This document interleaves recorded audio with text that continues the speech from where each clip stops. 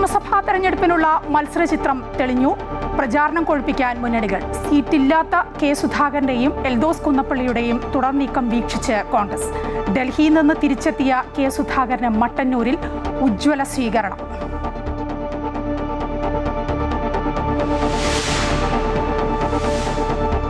ബി.ജെ.പിയുടെ മൂന്നാം ഘട്ട സ്ഥാനാർത്ഥി പട്ടിക ഇന്ന്. RJD വിട്ട വി സുരേന്ദ്രൻപിള്ള തിരുവനന്തപുരം സെൻട്രലിൽ ബി.ജെ.പി സ്ഥാനാർത്ഥിയായേക്കും. തെരഞ്ഞെടുപ്പിനുള്ള നാമനിർദ്ദേശ പത്രിക സമർപ്പിക്കാനുള്ള അവസാന ദിനം തിങ്കളാഴ്ച.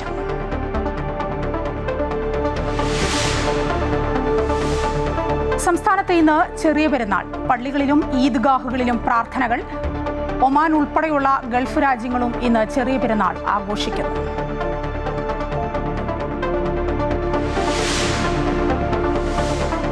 യുദ്ധം തുടങ്ങി 20ാം ദിനവും പശ്ചിമേഷ്യ അശാന്തം. ഇറാനിൽ ആക്രമണം തുടർന്ന് ഇസ്രയേൽ.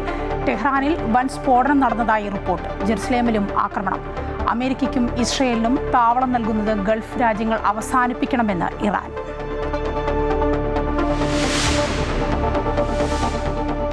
കഞ്ചാവ് തോട്ടങ്ങൾ കണ്ടെത്താനുള്ള ഓപ്പറേഷൻ സി ഹണ്ട് തുടരുന്നു. എക്സൈസ് വകുപ്പിന്റെ നേതൃത്വത്തിൽ ഇടുക്കിയിലെ തോട്ടങ്ങളിൽ കർശന പരിശോധന.